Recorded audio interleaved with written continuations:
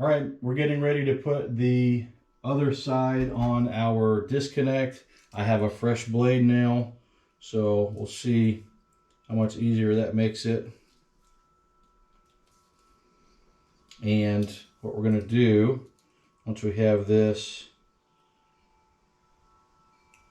wired in, is see if we can figure out where we're going to end up putting our bus bars. Let's see if that's enough. Cut this one a little crooked with the cutter, but yeah, we're okay. As you can see, that makes it a lot easier when you have a good blade on there. All right, so we're gonna go right up into the bottom.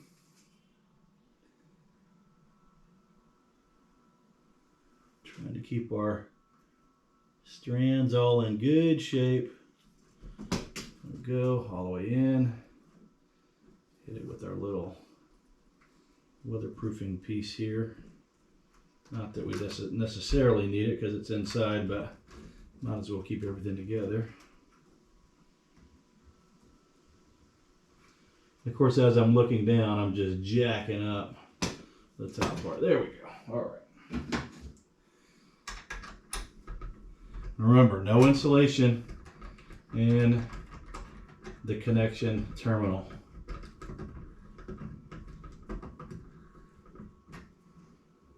Oh, you know what I did? I did not put my gland cover on that thing, and I'm not sure where it is. So we're going to redo that whole thing. We're going to redo all of the stuff that we just did. Well, not all of it, but we're going to redo the hard part at least. So again, don't be like me, learn from my mistakes. There we go. Got a couple strands there that are trying to go crazy. Well,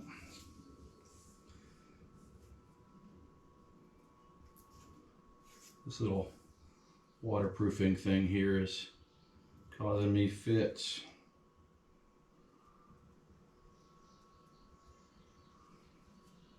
All right, tool right there. Let's try this again.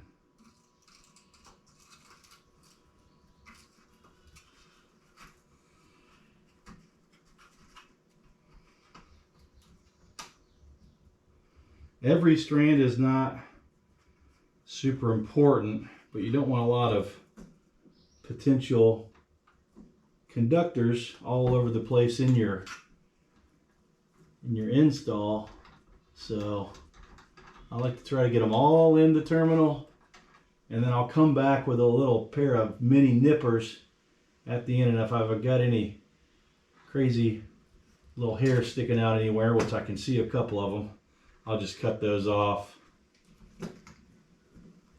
so I don't have to worry about them. So let's get this holding the weight of this, and then we'll worry about our gland cover. There we go.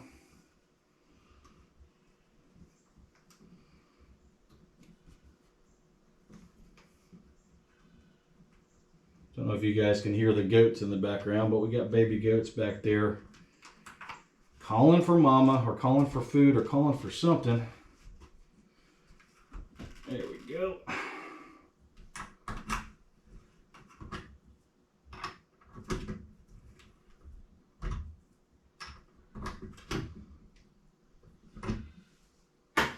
All right.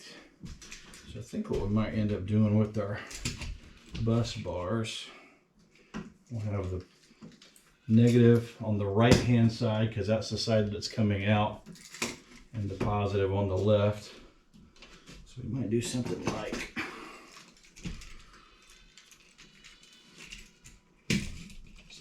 that, make them easy to get to. We got a couple other things that we're going to be running off of this. Yeah, actually I think I like that because then I can run this cable underneath and hit that terminal. So yeah, I think think that's going to work out just fine, just the way we like it. All right, well, I'm going to go ahead and get this mounted.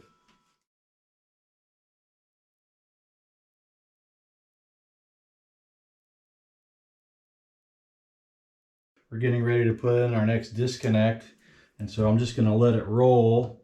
We're going to put this whole thing in and see what it looks like once we get all of this hooked up. What we'll end up with is everything but the cables to the actual batteries themselves, which I just have one in here right now.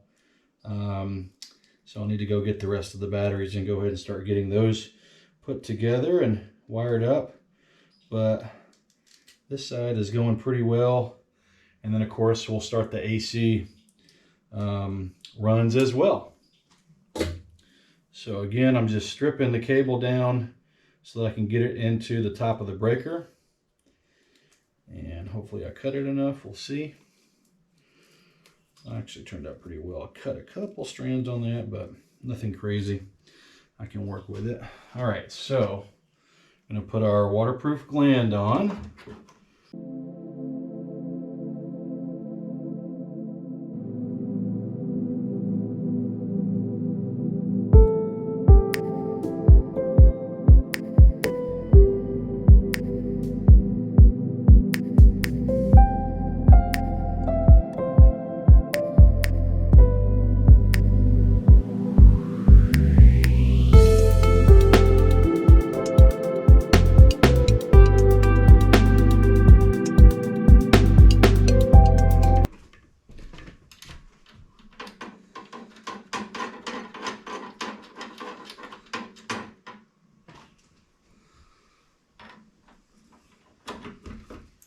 It's pretty snug. As I mentioned before we go prime time with this deal, we'll come back and make sure that everything has the appropriate level of torque. And then what I'm doing is I'm using my backer board mounting screws, which are meant to go through that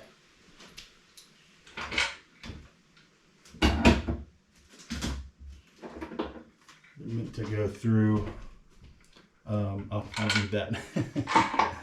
They're meant to go through that backer board, and I'm using those to mount these guys here. So I'm gonna go right about there.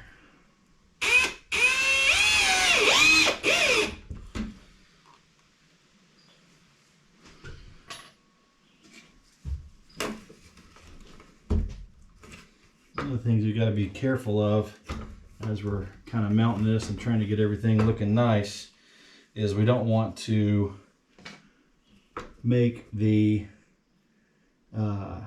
case get warped to where, well, just put that screw down there for now. We don't want to warp the case because then we won't be able to put the cover on.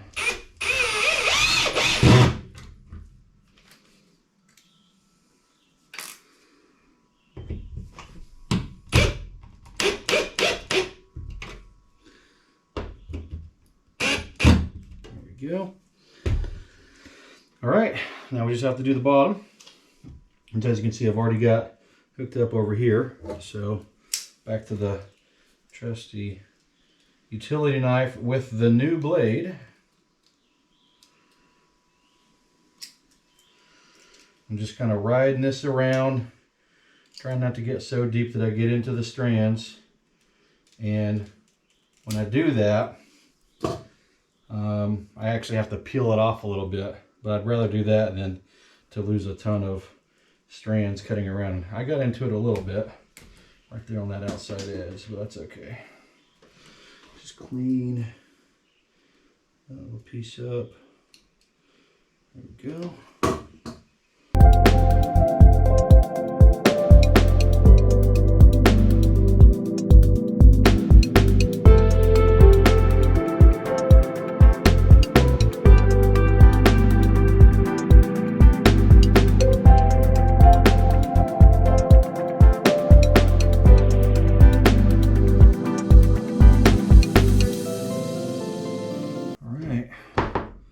That's what we want it to look like.